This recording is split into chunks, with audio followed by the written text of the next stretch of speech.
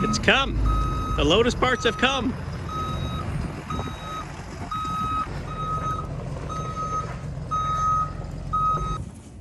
I'm only videoing this because I have a YouTube channel and these parts coming, so. Oh, okay. It's for the Lotus Esprit that I'm building. You're good?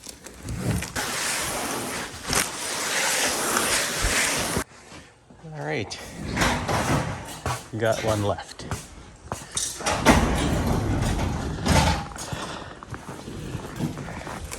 Most important part, the glass coming here.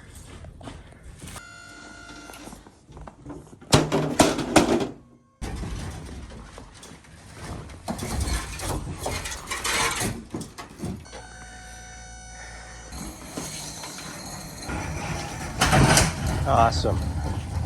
Okay, I gotta open some stuff up to make sure it's not broke, they said, for insurance. You can stay in here if you want. Okay.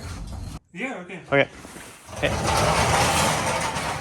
That driver, he is from Ukraine. So basically, he uprooted his family when the invasion from Russia started up a few months later. And Canada brought a lot of basically people coming in.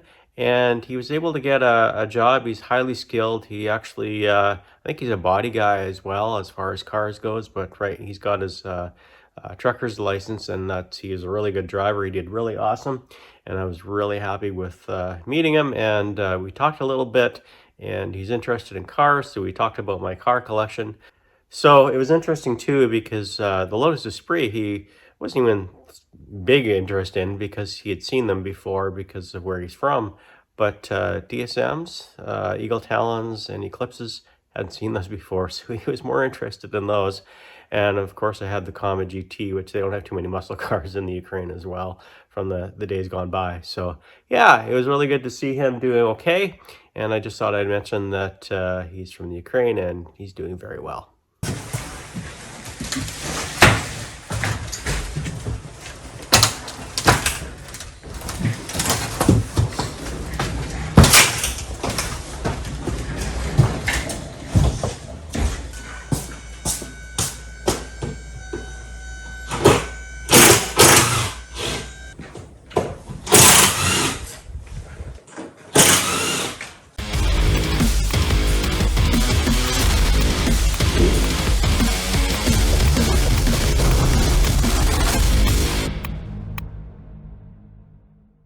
It was so cold, my camera quit when I was unloading this box because that door is open.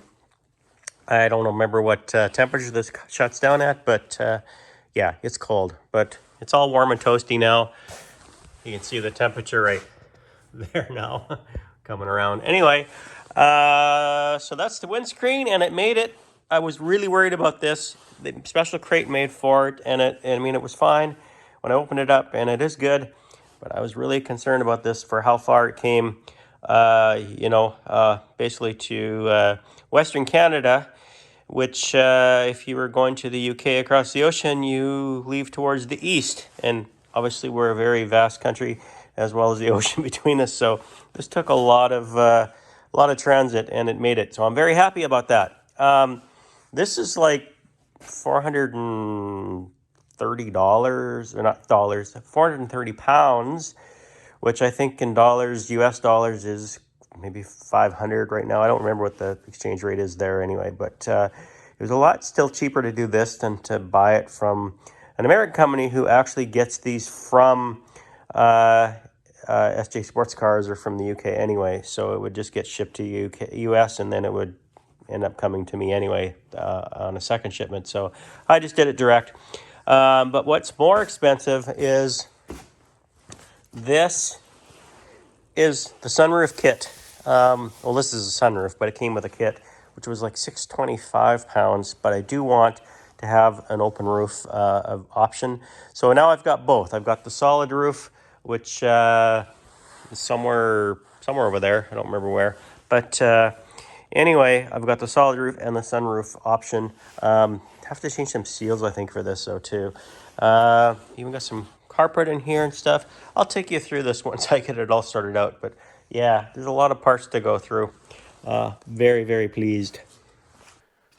Finally, a Lotus Esprit update. Thanks, guys, for those that are interested in this specifically about the Lotus, because I think it's been about a year since I've had content. It might be over a year, but for this Lotus Esprit. But there's a number of reasons why that happened. Basically, I had to get some things lined up. I had to get parts sorted out. Took forever to get that figured out. Took forever to get the parts shipped eventually once I did the order. And I had a number of other projects going on, and summer hit as well. But anyway, here we are. Rush projects usually aren't the best projects, so this definitely isn't rush, but we're gonna make it right. So this is a number of parts that came in. I think we've got like $15,000 US cost in parts here in these boxes, and we got to go through it. But I'm really excited. We finally can get to the Lotus a bit. Well, finally means I got the parts to start working towards some stuff. I'm still having a little trouble getting my painter to actually do the body. They just are so busy, like everybody is right now in this day and age. And he runs an auto body as well, so he's dealing with a lot of insurance claims, which honestly pay for sure, pay better. And this is kind of a project that I'm handing him a car, and he gets to it when he gets to it. So I got that to still get painted, even though it's been kind of waiting for a year. So that's why you still see parts in the shop from time to time sitting here, because they haven't been painted. So I can't put the body on, I can't put it back together. But this chassis stuff, there's some stuff I can do on it in the meantime. But it might be a little slow getting everything to it, because I don't have a lot of motivation to hurry up and get this done, considering the paint's got to be done. I'm hoping this spring that it actually happens. But yeah, so basically, let's get through these parts and see to make sure that I got them all. I mean, they came all the way to Western Canada from the UK. And that took a lot of time, obviously, to get them here. So we got to make sure that they all came here undamaged. I think they did. You already seen the window, which was the main thing I was really concerned about. We insured that anyway, but it was okay. But let's pull this all out, make sure I've got my list. I'm sure I don't have everything I need, but I tried to, working with the SJ sports cars, what I did need and what I thought I needed. I think we've got a pretty good start. I'm sure I'll have to order some stuff later, but we'll see how we get into that as we unfold everything. So let's get this all sorted out and unpacked and see what we got.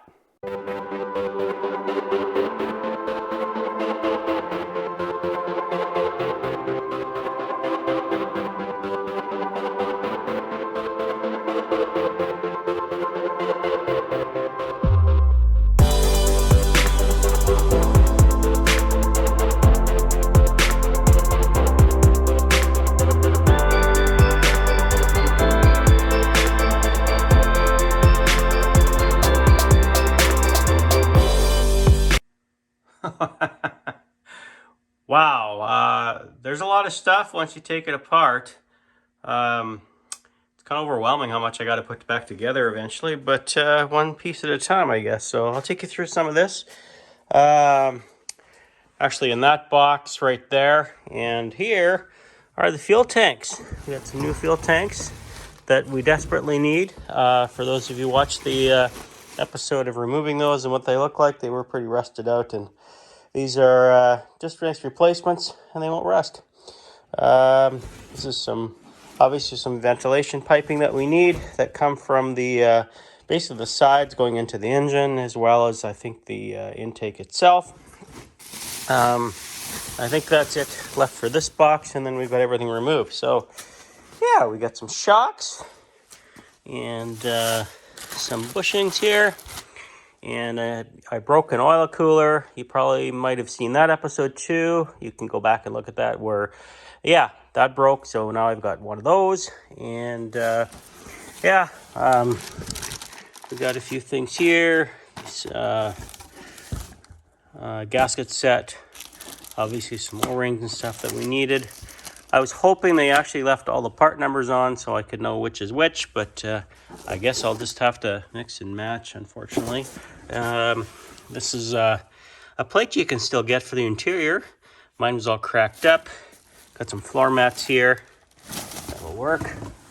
Some new springs. And just so you know, I went pretty much What would be similar to stock as I could get, because I want this, that's the chassis. I want it to be as close to stock riding as I can get, just to get that feel of when it was new and what it was like back then to drive a Lotus Esprit in 1989 that was out of the box basically. So yeah, you can see it's the springs are probably, because they're original, need replacing. I'm sure they're a little soft right now. So typical things like oil filters. I need a new rad, so I got that aluminum rad. Thought I may as well just replenish the spark plug wires. This is kind of a front piece that was all cracked up. I noticed this was missing, so I decided to replace it, which is part of the bumper in the front. Brand new exhaust, which was not cheap, but it'll replace what you see there, right there, and kind of, it's got chrome tips, but let me just get in there and show you. Yeah, so that'll get replaced with that. Yeah. I do have to clean this up. That's kind of some of the stuff next. These were all rotted out, which go on the fuel tank, actually. And yeah, even all these little pieces you can get again. So we got those. This was not functioning and cut all to pieces, basically, in the original. And this is for the pop-up lights controller. So they were nice enough to give me one of those, actually, because they were having trouble finding one. And eventually they found one and said it is tested and works. So I got to piece that back in. The glass was all good. And yeah, that piece there goes on the back lid, we'll call it, over there in the back for the back window. It's just cracked up. Got all kinds of rubber gaskets, basically door seals, etc. All the carpet as well. And we've got rad hoses and various hoses we need there.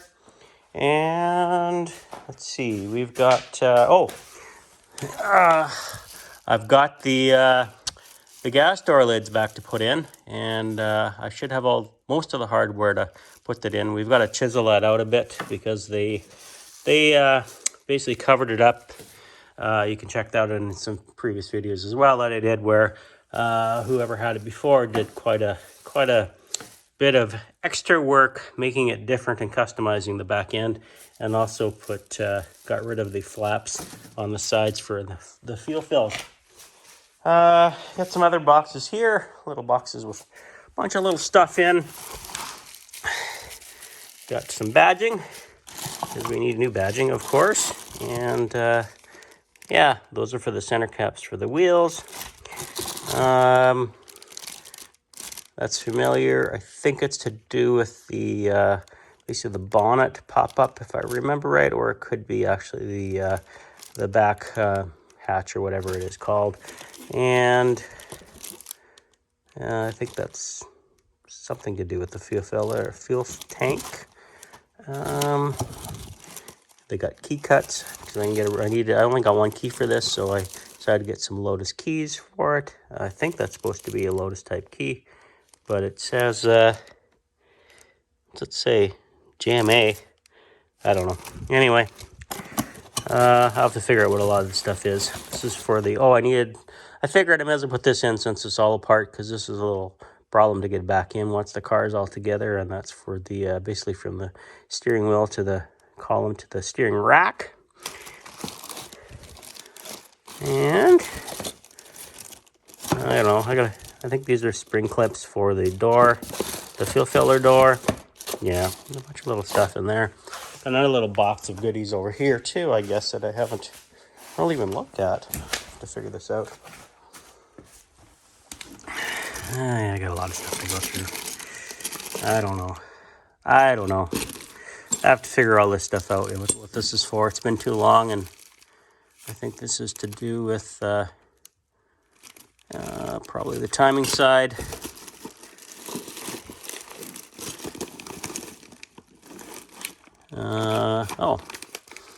Side markers, maybe? Okay.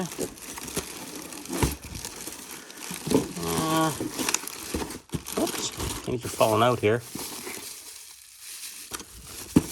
Bushing kits? Something. pump kit, water pump kit maybe. Okay, I think something fell out of that already. So, anyway, went through it pretty fast. I wish it would go on that fast, but then that's part of the process, is getting it all back. All right, so I'm going to sort this out basically to what belongs to the chassis, engine stuff, and the body parts, as well as what's going to need painting when I send it all to the painting. So that's going to be my next steps.